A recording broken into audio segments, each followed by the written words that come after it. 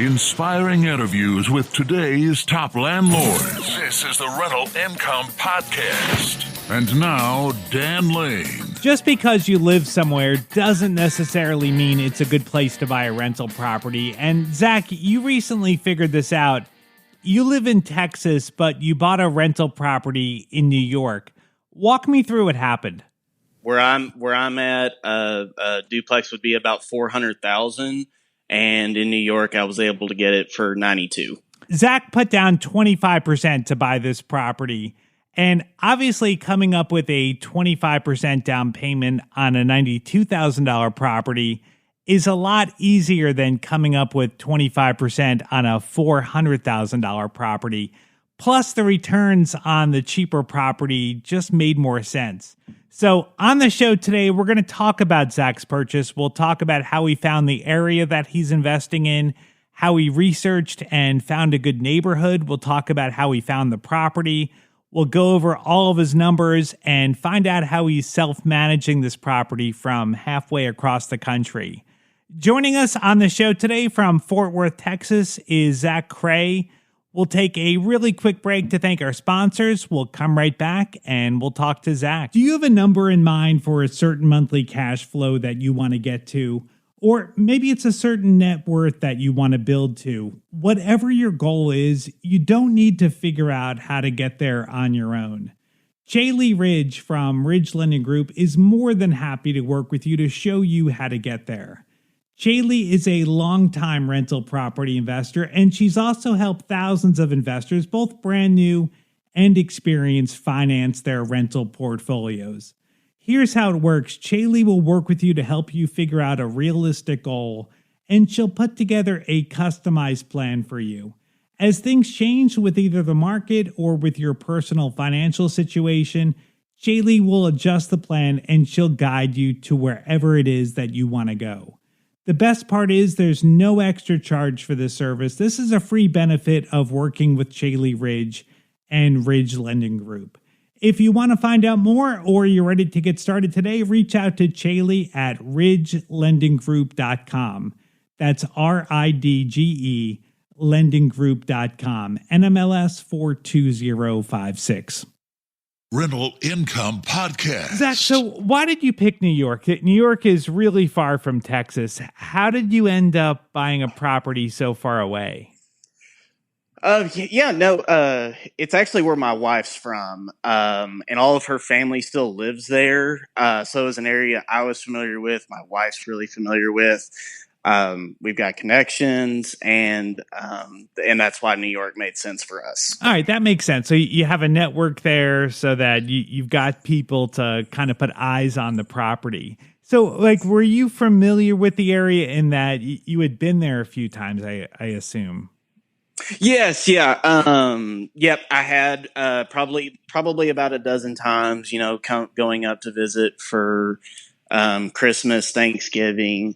And my wife was a big help too. She pretty much lived there her whole life. So she was a big help, even, just analyzing it here from Texas. She, knew the areas and to watch out for. So how did everything come together? Did the idea just hit you one day that, wow, these prices are a lot less than they are back home in Texas? Maybe we could make some money. Kind of walk me through how your thought process. Yeah, that definitely happened. I had been interested in rentals for a while. What I do for my day-to-day job, I'm not going to have any sort of pension or retirement. So I thought, rentals might be a good way to, for me to build some passive income. And then when I get ready to retire, that will be my pension, so to speak. And New York just made a lot of sense numbers wise, sure. Especially compared here. Yeah. I mean, that's a huge price difference. So you just need, buying a property for $92,000, like you said at the beginning, you just need a much smaller down payment. It's a lot less risky. That just seems to make a lot of sense to me. Did the distance bug you out at all? No, not really. Again, having connections and family family up there really helped. I mean, for instance, one of my wife's really good friends that she grew up with, their family owns a plumbing and HVAC company, so they've been a big help for me. And again, her entire family still lives there, so it's I've always got people up there that can be to the property within literally 4 minutes. If I need something. It sounds like you're self-managing, so you don't have a property manager. Yes, that's correct. Okay. Yes, I self-manage this one. Okay. Let's kind of figure out how everything came together. So you decided on the area. Now, to actually start looking at properties, did you work with a realtor or did you know like another investor in the area? Like how did you get started? No, I did work with a realtor. Her name's Lauren Groth, actually. If you're looking in Southern Tier, New York, can't recommend her enough. But just really started on Zillow and just started looking at properties and calling brokers, inquiring, trying to get a feel for, what stuff was renting out for. 'Cause that's a lot of times that's not listed on Zillow. And then when we were up for Thanksgiving in 21 is when we first looked at properties. Was it a lot different? Because a lot of times when I'm looking at properties online, especially in a different area, you don't really know what you're looking at. Like, things can really vary neighborhood to neighborhood. Like, did you get a better feeling actually seeing things in person? I did, and I realized I needed to actually go up in price because when we first went for Thanksgiving, we looked at a lot of properties, probably about, I don't know, 8 or 9. But they were all most of them were duplexes, and they were in that 50 to 60 range. And made me realize that, in that price range was going to be some more work than I wanted to take on, especially for my first property. Realized, probably needed to go up to in the 90 range to something more turnkey. Okay. All right. So, so that's what you ended up finding was a turnkey, ready to go rental property. Yes. Yeah. Turnkey came, and he even came with I inherited the tenants as well. So yeah. Okay. Exactly. Pretty much turnkey. After going up there, did you narrow in on, you figured out that you wanted a nicer property, but did you narrow in on certain neighborhoods or a certain part of town you wanted to be in?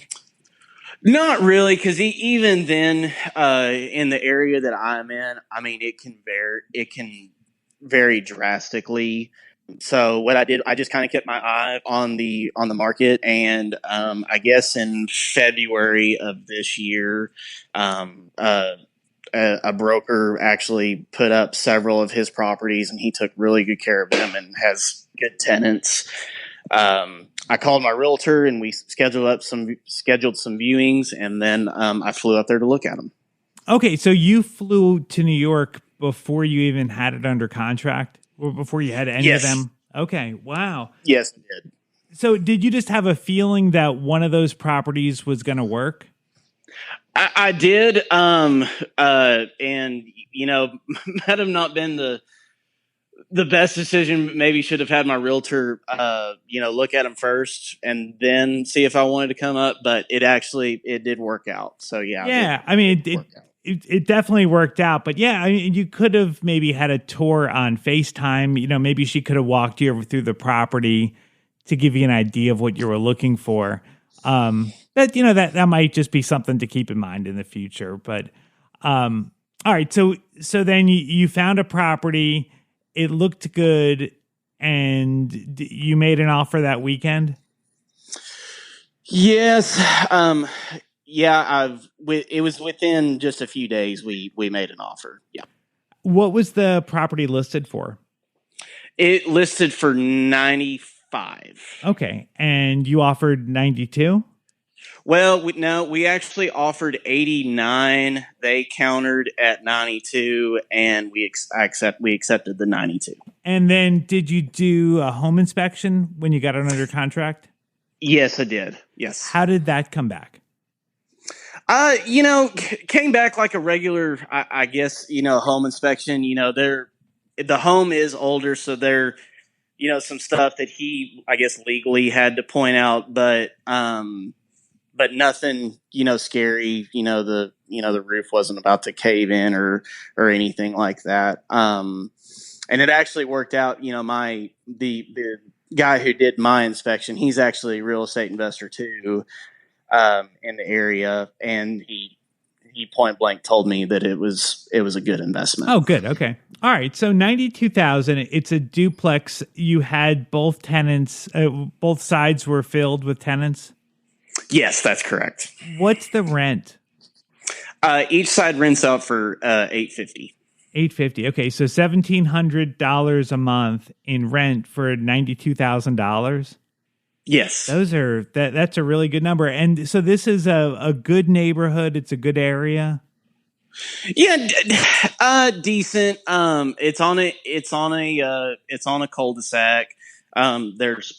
There's parks on both sides. I'd probably classify it as a C minus. Okay. And have the tenants are they long-term tenants, or have they just been there a short period? I want to say each tenant's been there just about a year. Now, how did it work with the lease? Did you have them do a new lease after you bought it, or did you just take over the old lease?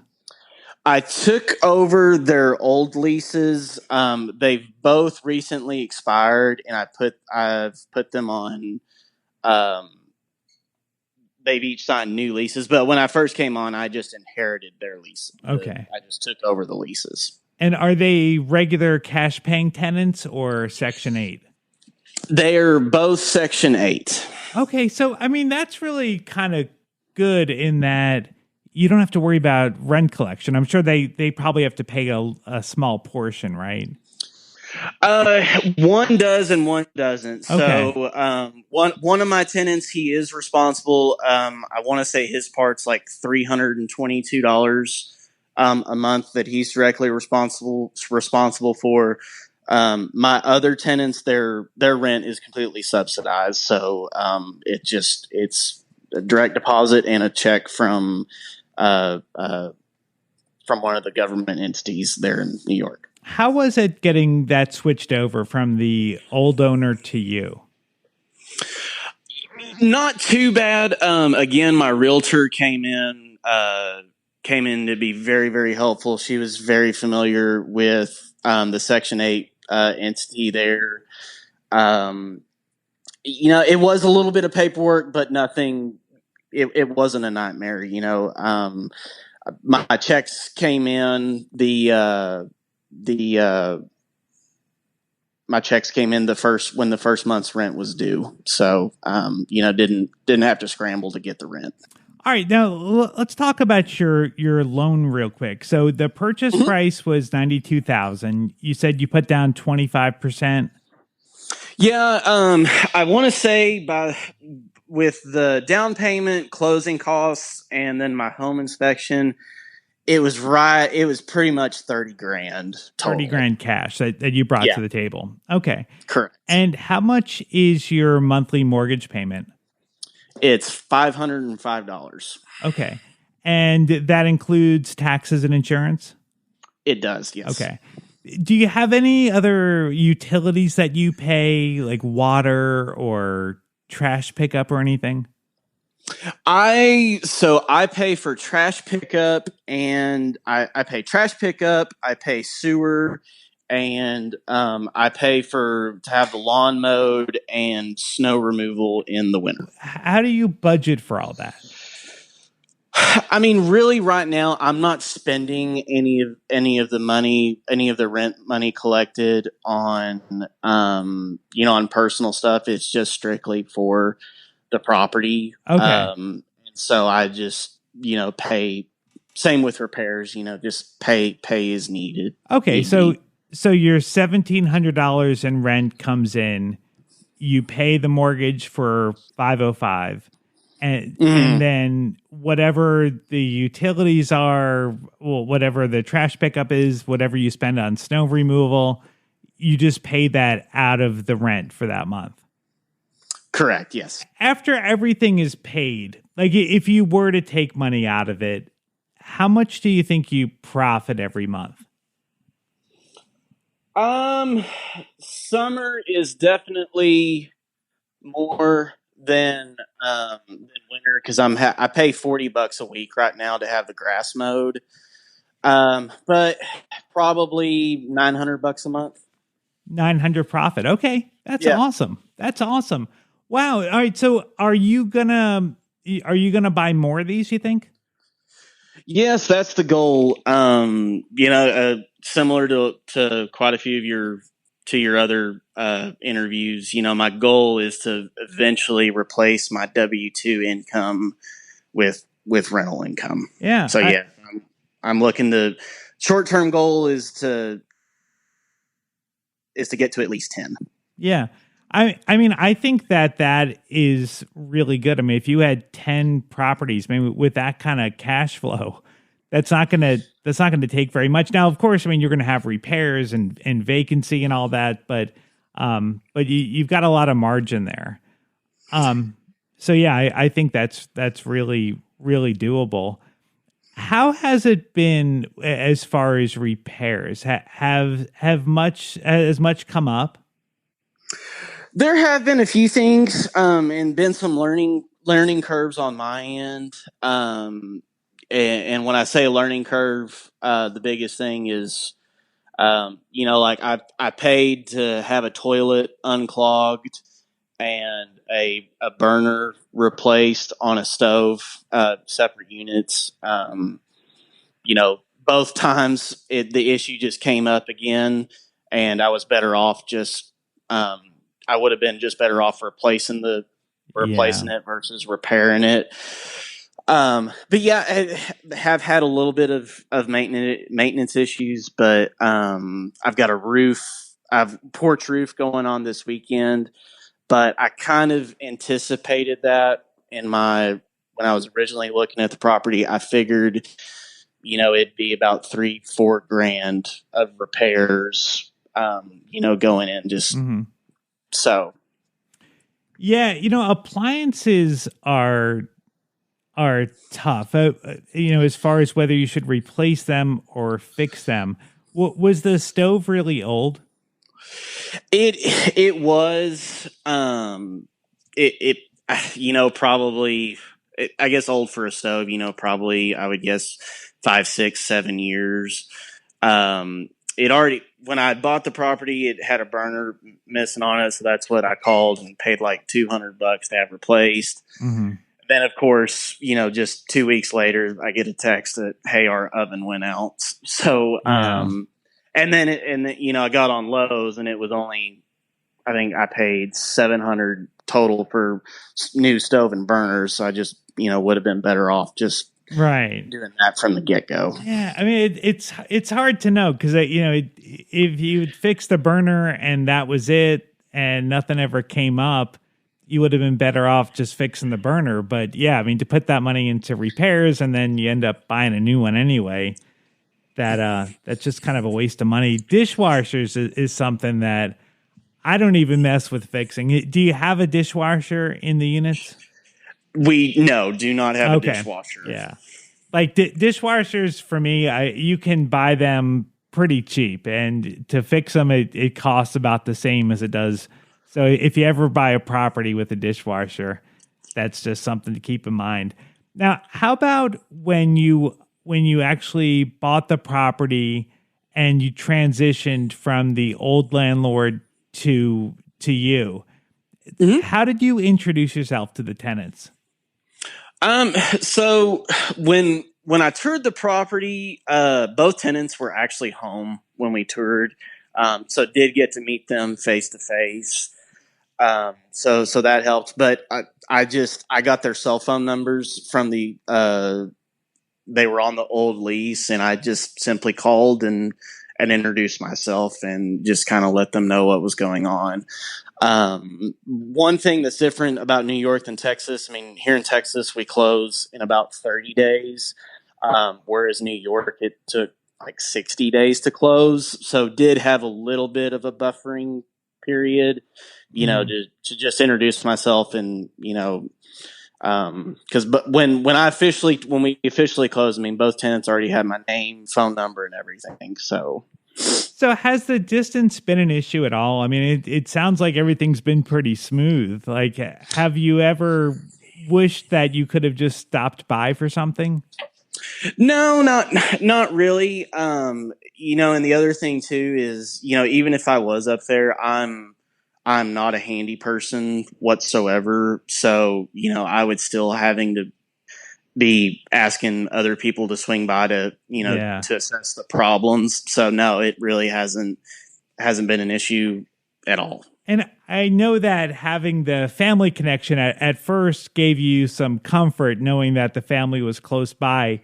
In actuality, has that come into play at all where you've needed them or you've leaned on them? No, the only thing I did have my father-in-law swing by. The gentleman that cleans that mows the lawn, he's been doing a great job. But just when we first started, I did ask him to drive by just to make sure that the grass was being done correctly. But other than that, no, it hasn't. No, nothing. I haven't had to call and say, "Hey, can you help me out?" or anything like that. Yeah, I mean, I love that this is working out so great. Now, did you have any nervousness or any fear when you were first getting started? Oh, absolutely. Because especially everybody you talk to, friends, family. I mean, they don't have rental properties, and you ask them, and they think it's a bad idea. Right. Just lots of things that can go wrong. But listening to your podcasts and a couple others, I realized that there's a lot of normal, everyday people like you and I that do this, and and can do it successfully. And and that really gave me the confidence that hey, I can do this and, make a little bit of money. I think Zach did a great job with this property. He put the work in up front, and today he is reaping the benefits of it. I think it was a really good move that Zach paid a little bit more for that turnkey duplex. Sure, you could maybe make the argument that he would have made more money if he bought the $50,000 duplex and fixed it up. But at the end of the day, Zach is getting a great return on the property he bought. And it was just so easy. He closed on it. There was no work to be done. And day one, he's collecting rent. And I think you got to put some value on that. It's not always about getting every last dollar out of the property. So, Zach, keep up the great work. If you keep doing what you're doing, I think you're going to hit your goal pretty quickly. If Zach inspired you and you're ready to buy your first property or you want to add to your portfolio, the very first step is to get pre-qualified. And the lender that I recommend is Chaley Ridge from Ridge Lending Group. Chaley is a nationwide lender, and her specialty is helping investors finance rental properties. She has a ton of different loan programs, and she can find something that works for you in your situation. If you want to find out more or you want to set up a time to talk to Chaley personally, just go to ridgelendinggroup.com. That's RIDGE lendinggroup.com, NMLS 42056. Thank you so much for checking out the podcast today. Make sure you hit that follow button and you'll be notified every single Tuesday when I put out a new episode. My name is Dan Lane, and this has been the Rental Income Podcast.